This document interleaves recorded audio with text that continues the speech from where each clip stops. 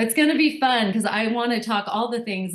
Our show is all about really just like listening, learning, growing, and having fun. I like to make people smile. And I know you love to do that too. You're a funny guy on Instagram. Go follow him if you haven't. But first of all, just tell me a little bit about your journey to golf, since I mentioned golf. How did you get involved? And tell me your story.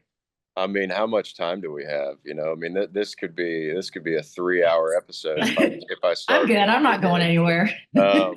But I mean, I started at a young age. My dad was really not into golf. I had no grandparents that played golf a lot. Um, we actually moved from Fort Worth after I was born down to Houston, and we lived on a golf course. It was a little muni track, but golfers would start hitting golf balls into my yard, and I was 6 or 7 years old at the time. And we accumulated so many golf balls and broken windows over the years that I just started collecting them and selling them back to the golfers over the fence. So I'd collect. I remember yelling it, to this day. It was golf balls 3 for $1 is what I would yell, and I'd package them up in a little Ziploc bag and sell them back to them if they hit them in my yard.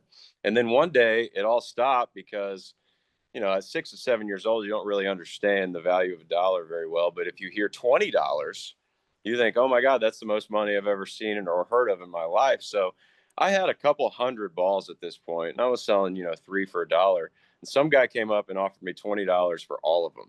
And I was like, oh my God, $20 for all of them? I said, sure, take them I'm all. And he's like, rich. so I didn't realize that I gave him $20 then that I could have had, $200, $300. Now I was out of inventory, and my parents were like, why don't you try to play? So they got me a little, starter set of clubs, and I started whacking around in the backyard.